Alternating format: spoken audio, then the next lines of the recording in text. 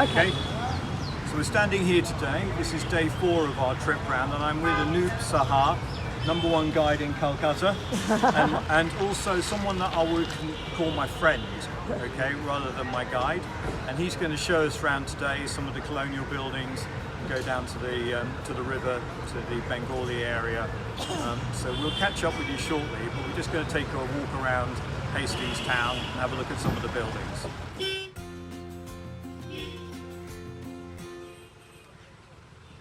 So we're in Hastingstown, and that building there is the council house, built, by the East India Company. Those mansions were built by the Armenian people. We've just looked at Wellesley's palace. What was the story behind that? It was built by Lord Wellesley, who was the governor here, and who felt he needed a palace to govern from. But it took so long to build that the British thought he was spending too much money and more or less took him home before he could finish it. He was determined to finish it, to have a farewell party there, which I think he did have. But then he was scuttled back to England. Poor chap.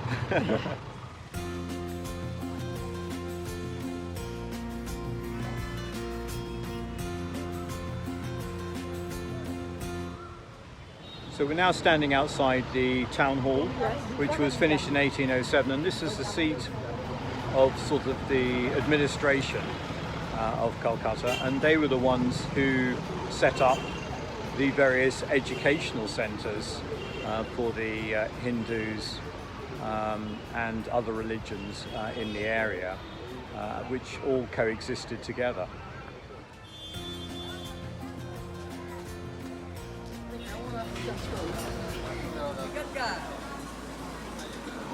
So the building that we're walking next to at the moment are all the lawyers' offices, and that's why it's all so busy with the providers of snacks and tea and things like that. It's for all the myriad of lawyers who work in these buildings here.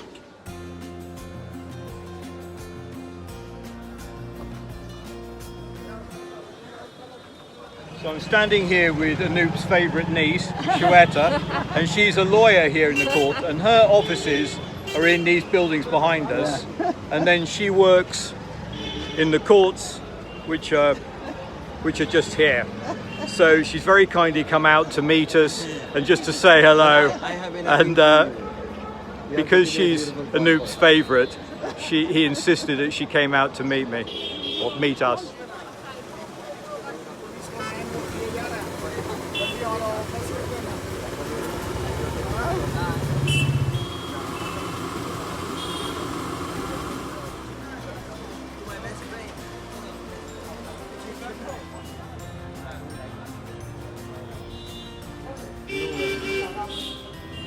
So we're walking by the court area, and this particular sort of corridor down here is all Victorian steelwork and what have you. You can see it by the pillars behind me and in front of me. But yeah, it's an absolutely fascinating place and completely unique in Kolkata. So Kolkata is the first city to have underground drains, and this is where they kind of trialled it for London, and that water coming out of that pipe is from the Hooghly, and that's used to sort of flush out the drains, etc. But that's why Kolkata is so clean, because of its underground drains.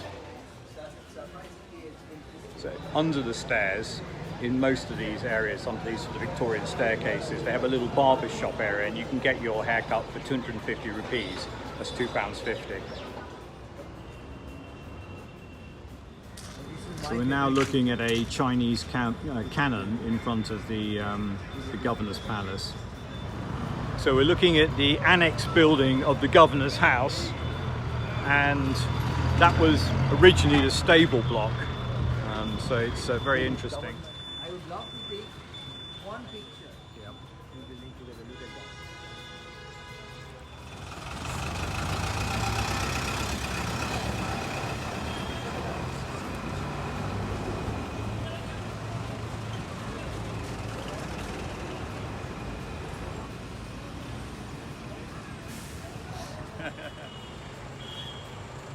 This is my favorite.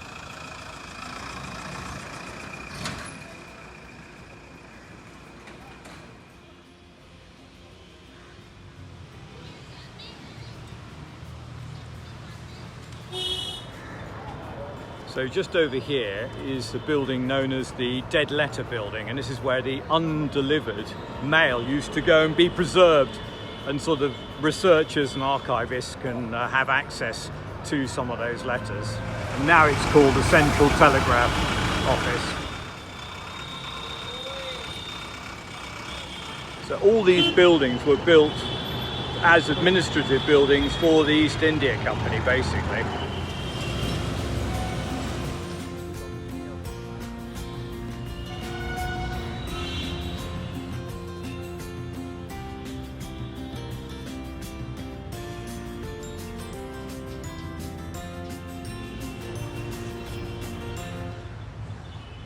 So the water tank behind me is called La Dihi. I hope I've pronounced that right. And that was the red tank, or red tank. They think either because of the buildings were all red around it, or that the Europeans using it were all sunburned red when they bathed here, because everyone just referred to it as the red tank.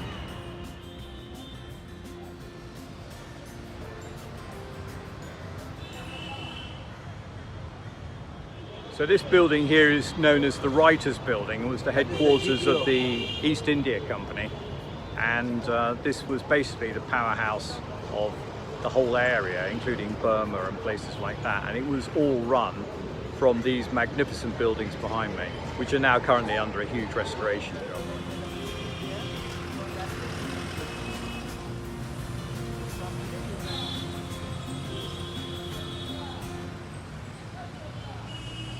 So in the distance here is the Royal Insurance Building.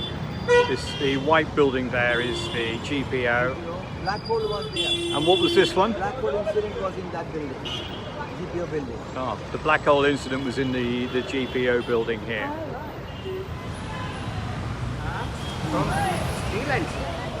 So these are the steps of the, looking up at this plaque.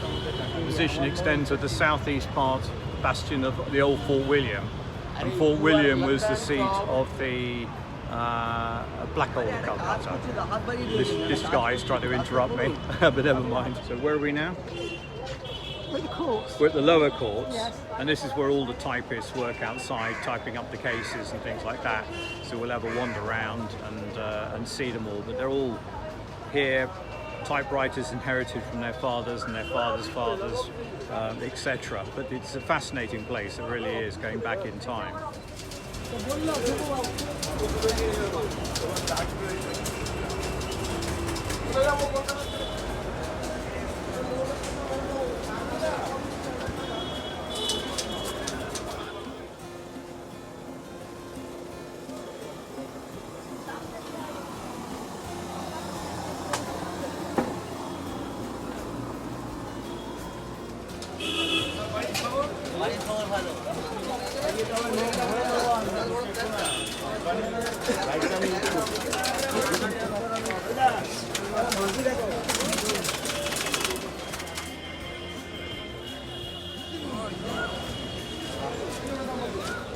We're now inside the sort of court compound, looking at all the lawyers and the typists, etc., doing their court cases.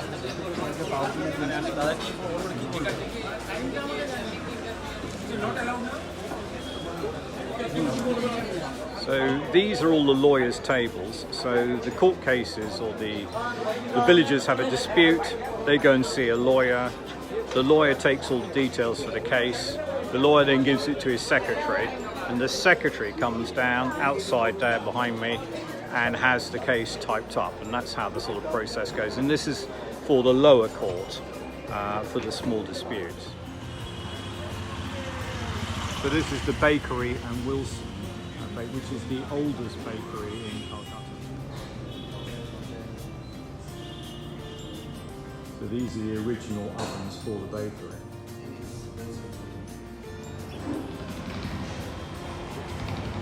So this is the oldest coffee shop in Kolkata. Yes. And I'm about to try the flat white. Oldest in all sense. In Oldest cake shop, oldest hotel. Right. In all So respects. oldest hotel, cake shop, bakery, and coffee house. And It's very good coffee, so it's worth the trip out here. So don't forget to come to. What was the street that we It's Waterloo Street, and it's the Bakers and Wilson No. is the place. I can't wait. Here we are. We've stopped off. We're heading towards the Potters area, down by in the Bengal area. I'd give you the name of it if I could remember. Yeah. Kumartuli or... So we're just going to have a very quick look there, and then Anup's insisting we come back to his house for a snack lunch.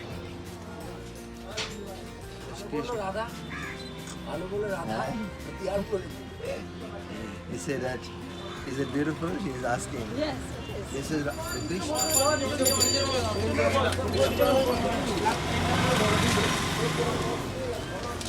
The wooden platform. Right. Then the bamboos are sliced by the hand. Look. And next, come here.